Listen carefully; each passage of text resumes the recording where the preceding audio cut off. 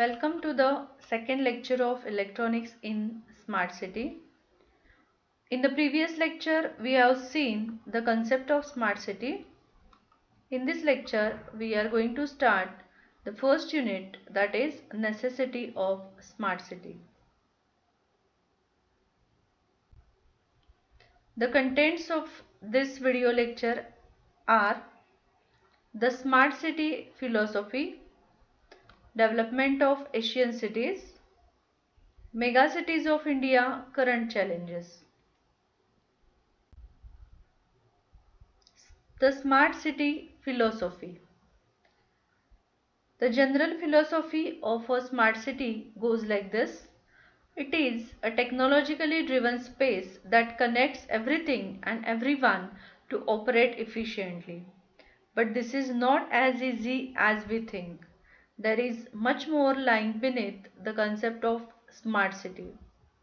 In fact, the definition of a smart city could be deduced differently by different cultures and can sound elusive until you plunge yourself into the real world problems. So, how a city can truly become smart? To find out the underlying questions, Smart Cities World, in association with Philips Lighting, conducted a worldwide survey from August to September 2017. The main aim of the survey was to understand and find out the key attitudes and perceptions about the implementation of smart city infrastructure. The survey collected input from 150 thought leaders from around the world. This survey unveils the understanding and perception of smart city from the standpoint of different stakeholders. It also looks for the main drivers and inhibitors of a smart city development and a solution to how the latter could be elevated to give rise to successful and dynamic cities.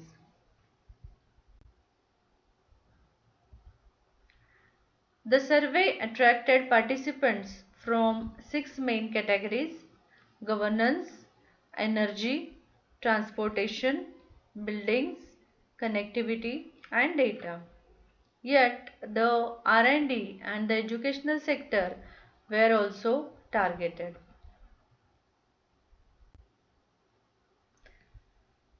The next point is development of Asian countries.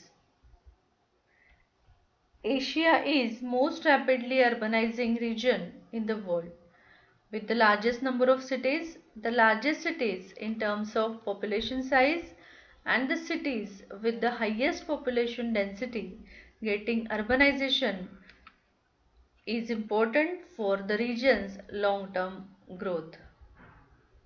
Almost 60% of the world's population is projected to live in cities by 2030, up from about half currently.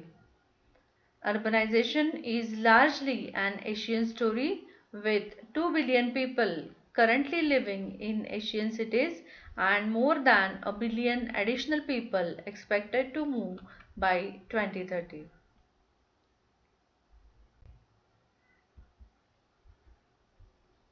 According to Asian Development Bank, the scale of urbanization in Asia is unprecedented in human history. However, the current trajectory of city growth is hardly sustainable. Cities account for the majority of their country's carbon footprint and 70% of the world's carbon dioxide emissions.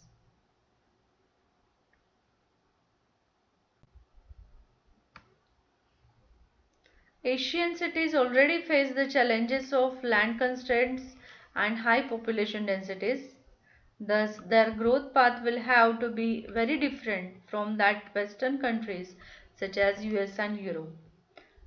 How Asian cities grow, specifically how the big megacities of tomorrow build their roads and buildings, and how they will provide the energy will greatly affect the lives of the billions of people.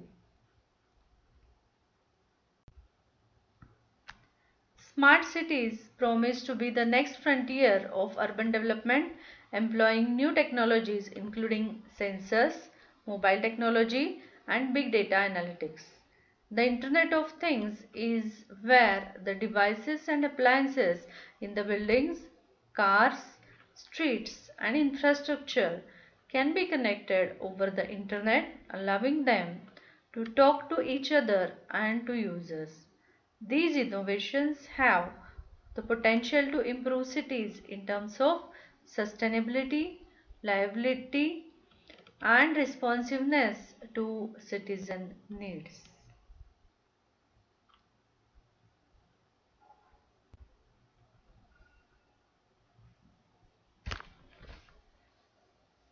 While smart technologies will not solve every urban problem, there is no question that well designed and well run cities that are pleasant and convenient to live it can attract business investment and human talent.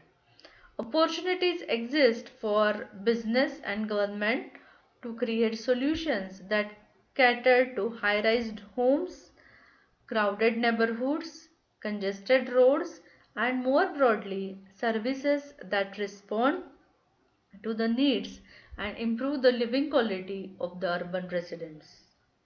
Cities are also the center of decision making for countries where the key policy decisions in areas ranging from national security to citizen services are made.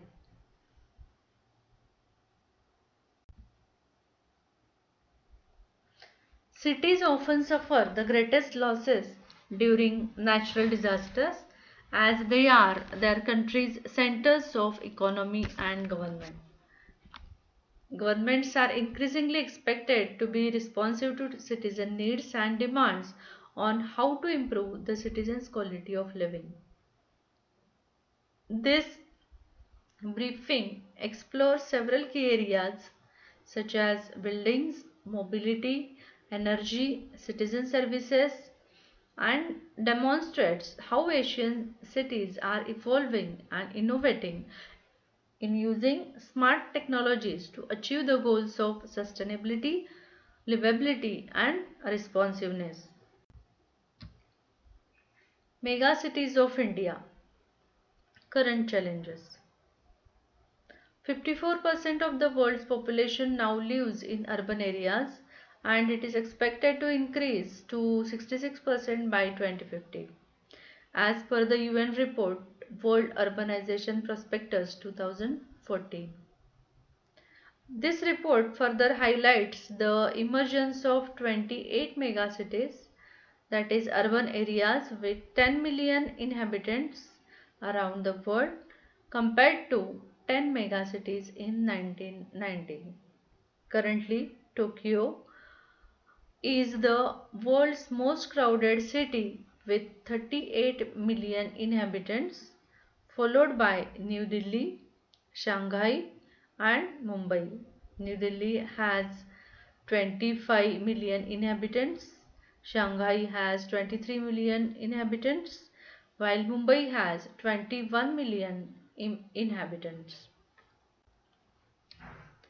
In 2011, India's total population was 1.23 billion, of which 31.17% lived in urban areas, and it is projected that urban population of India will reach 590 million, that is 38% by 2030.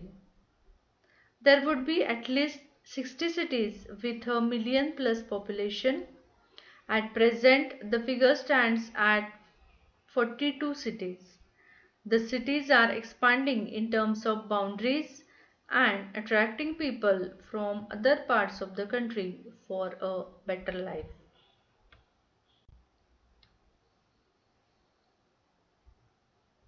Rapid urbanization is creating lots of challenges such as housing, sanitation, utilities, and transportation for these cities.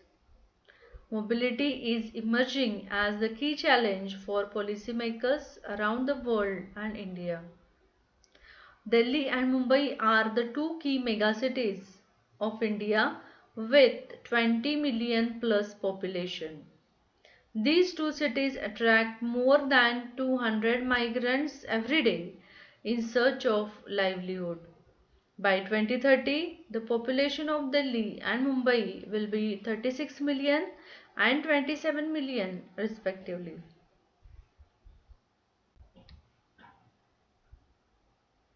WHO, that is World Health Organization Air Quality Report 2014, has ranked Delhi as the most polluted city in the world. Delhi has most extensive road network in the country but still not have enough space for its traffic. The Victoria Transport Institute concluded that half of the increased roadway capacity is consumed by added traffic in just 5 years. Interestingly, according to study conducted by the Urban Emissions, Delhi's cars are no faster than pedestrians for 20% of their running time. So, cars are moving at the speed of the walkers. These two cities with a high urban population are looking to find sustainable transport solutions, and metro is seen as one of the key public transport system. Delhi is leading with the longest operational length, whereas Mumbai is the largest entrant in the league of metro system in India.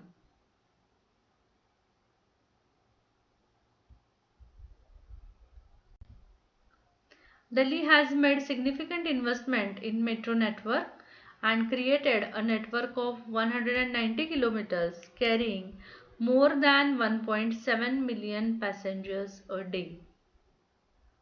The city is expanding its existing network, adding more than 140 kilometers in its network in phase 3. The system has carried 3.7 billion passengers in last 12 years. The metro system has helped to put 1,17,249 vehicles off the road Delhi and helped to save 1,06,493 tons of fuel by providing commuters with an alternative to motorized vehicles, resulting in savings of INR 16 billion per year. Further, Delhi Metro has helped in reduction of emission of harmful gases into the city's atmosphere. Delhi Metro is helping to save 786 CO, that is carbon monoxide, per passenger per trip, leading to reduction of 4,57,615 CO equivalent ton annually.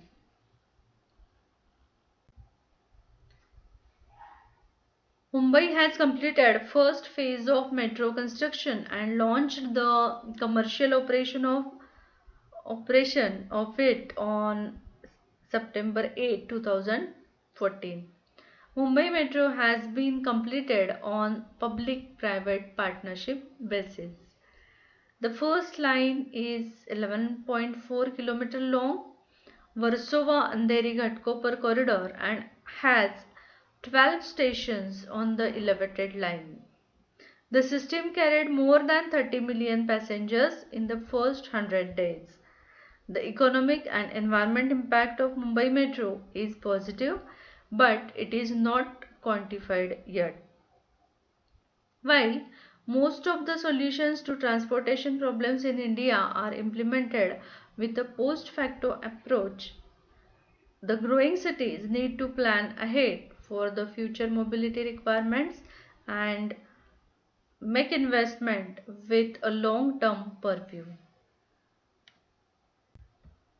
So, problems are the opportunities, and that is the key solution for the development of smart city. With this note, we will stop here and continue in the next lecture.